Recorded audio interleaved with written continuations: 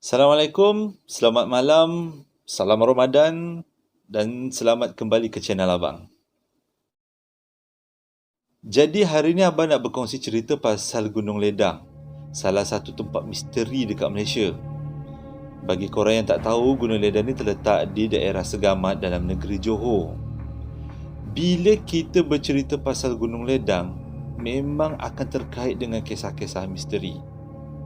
Sebenarnya dia bukan idea abang yang utama untuk abang selitkan dalam video abang yang ketiga ni. Tapi ni sebenarnya adalah idea daripada kawan abang. Dia kata, apa kata kau cerita benda ni, cerita Gunung Ledang ni dalam YouTube kau, sebab kau pernah cerita kisah ni dekat aku dan aku rasa benda ni sangat interesting. So disebabkan tu abang ambil cabaran, abang cuba buat YouTube yang ketiga abang ni berkenaan dengan misteri Gunung Ledang. Oh, sebelum abang lupa, bagi sesiapa yang belum subscribe ataupun tekan tombol notification, korang boleh berbuat demikian kerana dengan subscribe korang akan memotivasi abang untuk bercerita dengan lebih banyak dan mengupload konten-konten yang boleh memberi kebaikan untuk kita semua. Gunung Ledang, satu tempat yang sangat misteri. Ada banyak kisah di sebalik misteri Gunung Ledang. Dan yang paling utama adalah Puteri Gunung Ledang. Puteri Gunung Ledang adalah dikatakan adalah seorang puteri daripada Majapahit yang tinggal dalam hutan Gunung Ledang dan mempunyai rupa paras yang sangat menawan. Dia pernah buat kemunculan kali pertama dalam mimpi Sultan Muzaffar Shah, iaitu salah seorang sultan dalam kerajaan negeri Melaka pada zaman dulu. Kalau tak silap abang, memang Sultan Muzaffar Shah lah. Kalau salah, boleh tolong betulkan. Jadi disebabkan kecantikan dia ni, Sultan Muzaffar menghantar rombongan meminang untuk meminang Puteri Gunung Ledang. Tapi malangnya, peminangan ni ditolak sebab Sultan ni tidak menepati cita rasa Puteri Gunung Ledang sebagai seorang suaminya. Jadi selepas peminangan ditolak, tak dapatlah Puteri Gunung Ledang dan Sultan Muzaffar ni disatukan. Ini adalah salah satu cerita, sedikit sedutan cerita pasal Puteri Gunung Ledang. Kisah yang pertama yang abang nak cerita adalah berkenaan dengan Nenek Kebayan, iaitu satu sosok perempuan yang berkerudung dan memegang andang yang berjalan di dalam hutan Gunung Ledang pada waktu malam. Abang dapatkan cerita ini daripada pendaki-pendaki yang mendaki Gunung Ledang, di mana mereka sendiri dah diberitahu sebelum naik ke Gunung Ledang mereka akan berjumpa dengan beberapa makhluk gaib. Di antaranya adalah Nenek Kebayan ni, dan diorang diminta untuk tidak bercerita, tidak menegur Nenek Kebayan kalau mereka terserempak dengan Nenek Kebayan ni. Ditakuti Nenek Kebayan ni, ditakuti perkara ini akan memberi mudarat di kemudian hari. Cerita yang kedua adalah berkenaan dengan ular besar. Abang dapatkan cerita ni eksklusif daripada arwah atuk abang. Arwah atuk abang dah meninggal lah, kira lebih kurang 15 tahun yang lepas. Arwah atuk abang pada masa mudanya adalah seorang pesilat. Dia sangat aktif dengan silat. Jadi pada suatu hari, waktu ni umur dia lebih kurang 17-16 tahun. Jadi pada satu hari, Tok Guru dia minta semua murid-murid yang terlibat dengan persilatan pergi ke Gunung Ledang untuk menguji ilmu persilatan diorang. Jadi ramai-ramailah mereka semua ke sana, ke puncak Gunung Ledang, dan dengan tujuan untuk menguji ilmu persilatan. So selepas diorang makan, solat isyak, diorang pun semua berkumpul bersama-sama dalam keadaan yang gelap tanpa cahaya sambil berzikir. Tapi malangnya, sedang mereka berzikir, diorang ni terdengar bunyi desiran yang sangat kasar dan kuat. So selepas diamati, diorang nampak ular besar, yang boleh kata macam naga lah juga. Ular besar menyusur masuk ke dalam satu pintu gua. Tapi mengikut kata atuk abang, pada waktu siang tu tak ada pun pintu gua. Tapi pada malam tu, diorang semua nampak ular besar menyusur masuk ke pintu gua. Ular tu besarnya sebesar 5 pemeluk orang dewasa. Jadi diorang pun senyap, diam, disebabkan diorang ni nak menguji ilmu persilatan. Mungkin diorang anggap ular tu adalah bukan ular sebenar, mungkin adalah ular siluman atau ular jin yang datang untuk menguji diorang. Tapi itulah yang atuk abang nampak. Atuk abang dan bersama rakan-rakannya nampak kehadiran ular besar di kawasan Gunung Ledang. Tapi selepas daripada peristiwa tu, abang tak pernahlah dengar orang buat report jumpa ular besar di kawasan Gunung Ledang. Jadi abang menganggap dan rasanya ular tu adalah ular siluman atau ular jin, bukan ular fizikal, ular biasa yang ada dekat hutan tu. Tapi wallahu alam, abang pun tak tahu, itu pun abang hanya sampaikan cerita. Kisah yang ketiga adalah berkenaan dengan hujan di puncak Gunung Ledang. Cerita ni agak famous. Abang dapatkan cerita ni daripada mak abang sendiri. Masa mak abang muda-muda, dia pernah melintasi Gunung Ledang. Kerana kita orang punya kampung dekat dengan Gunung Ledang. Jadi sewaktu mak abang dengan arwah atuk dan arwah nenek dan adik-beradiknya melintasi Gunung Ledang, diorang nampak di puncak Gunung Ledang berlaku ribut petir, hujan, petir, guruh, berdentam-dentum. Tapi yang peliknya, dia berlaku di puncak Gunung Ledang saja. Di kawasan sekitar tu terang je, macam tak ada apa-apa. Tapi bagi abang itu adalah bukan fenomena alam yang normal. Sebab bagi abang, kalau itu fenomena alam yang normal, kawasan di sekitar Gunung Ledang pun akan terasa redup, akan terasa macam nak hujan. Tapi apa yang terjadi adalah hujan hanya di puncak, yang mana puncak Gunung Ledang tu tak adalah besar sangat.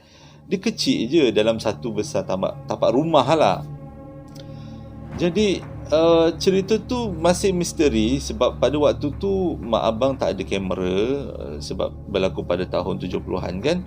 Jadi tak dapat nak dibuktikan melalui gambar. Tapi rasanya kalau terjadi benda tu sekarang, diorang akan ambil gambar sebagai bukti bergambar. Agak misteri lah benda ni. Cerita yang ketiga ke keempat, rasanya cerita yang keempat. Cerita yang keempat adalah berkenaan dengan Gunung Mayang Mengurai. Oh, ini abang dapatkan cerita ni terus daripada bapa abang. Dulu masa bapa abang habis habis peperiksaan penilaian darjah 5, bapa abang pernah mendaki Gunung Ledang bersama Cikgu dia dan kawan-kawan dia. Waktu mendaki tu tak ada apa-apa lah berlaku, semuanya okey. Tapi sampai di puncak berlaku ribut petir yang sangat teruk. Sampaikan cikgu ni investigate apa sebenarnya yang berlaku, sampai ke ribut tak mau berhenti dan ribut ni berterusan. Jadi cikgu pun investigate daripada seorang student ke seorang student, dan diorang jumpa ada student yang bawa daging babi dengan arak ke puncak. Sebenarnya diorang dah diberitahu bila nak mendaki Gunung Ledang tak boleh bawa benda-benda haram, iaitu babi ataupun arak. Abang mungkin apa kaitannya antara benda-benda haram ni dengan puncak Gunung Ledang pun abang tak dapat nak pastikan. Tapi itulah yang diceritakan. Mungkin sebab benda tu benda haram, so di puncak Gunung Ledang tu mungkin ada makhluk-makhluk yang tak suka benda-benda haram ni. Jadi apa yang cikgu tu buat, cikgu tu ambil arak dengan babi ni, dicempakkan ke kaki Gunung Ledang. Dan serta-merta ribut di puncak Gunung di puncak Gunung Ledang berhenti. Jadi budak-budak pun aman lah, boleh masuk kemah semula dan tidur. Ceritanya bermula bila salah seorang daripada budak nak kencing.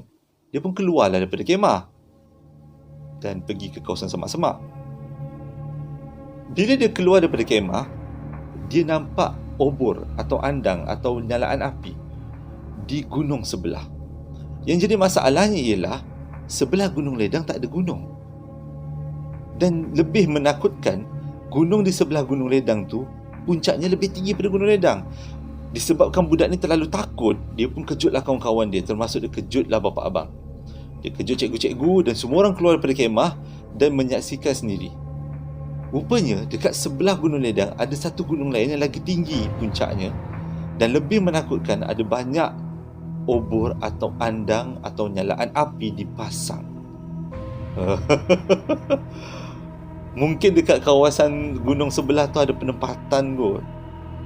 Tapi disebabkan budak ni semua takut dan keliru apa yang berlaku, jadi cikgu dia orang explain sebenarnya gunung sebelah tu adalah gunung alam gaib yang kebanyakan pendaki ataupun ahli-ahli paranormal anggap tu adalah gunung mayang mengurai namanya.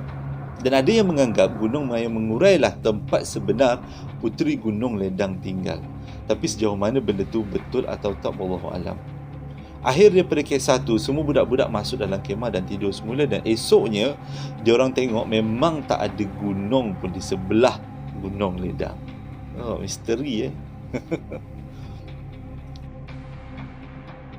Okey, cerita yang terakhir atau cerita yang kelima adalah Puteri Gunung Ledang yang tinggal di Gunung Ledang. Abang dapatkan cerita ni pun daripada ayah abang. Sewaktu dia tengah belajar di Universiti Malaya UM, dia dengan kawan-kawan pun pergilah ekspedisi memanjat Gunung Ledang. Tapi sepanjang perjalanan nak sampai ke puncak, tim ayah abang jumpa dengan beberapa perkara pelik, iaitu congkak yang diperbuat daripada akar kayu, lepas tu taman orkid dan juga air terjun yang cantik. Air terjun mini yang cantik, kecil je air terjunnya. Jadi diorang hanya melalui, tak adalah bapa abang mandi-mandi kat situ, apa tu, main-main congkak, memetik-metik bunga, tak adalah. Diorang just melintas je. Jadi diorang anggap itu adalah tempat tinggal Puteri Gunung Ledang, tapi sejauh mana kebenarannya ayah abang pun tak tahu dan abang pun tak tahu, wallahu alam. Agak pelik lah benda ni. Banyak cerita-cerita yang pelik dekat Gunung Ledang. Sebenarnya ini adalah sebahagian lah daripada kisah-kisah pelik Gunung Ledang. Banyak lagi kisah-kisah pelik. Jadi bagi korang yang nak mendaki Gunung Ledang, persiapkan diri. Kena pandai selawat, kena sembahyang tak tinggal. Janganlah sampai sana nanti kena dengki dengan makhluk-makhluk dekat sana pula. Dan siapa-siapa yang nak memanjat Gunung Ledang tu, ingat jangan bawa benda-benda haram. Janganlah bawa babi, janganlah bawa arak. Korang tak pasal-pasal nanti kena cempak daripada atas sampai ke bawah dengan makhluk yang atas Gunung Ledang tu. Tak pasal-pasal tak guna dah situ. Bahaya. Terima kasih sebab dah menonton channel abang daripada mula sampai habis. Sebenarnya abang ni adalah seorang lecturer dan abang suka bercerita, dan abang jadikan YouTube ni sebagai medium untuk abang bercerita, berbagi info, berbagi ilmu. Sebab bagi abang benda ni, kalau kita kongsi benda-benda baik, tak ada salahnya kan. Jadi sehingga jumpa lagi dalam posting abang yang akan datang. Jadi korang harap korang teruslah follow abang, subscribe, jadi kita boleh berkongsi cerita. Jadi kalau ada apa-apa cerita tambahan tentang Gunung Ledang ni, korang bolehlah komen kat bawah.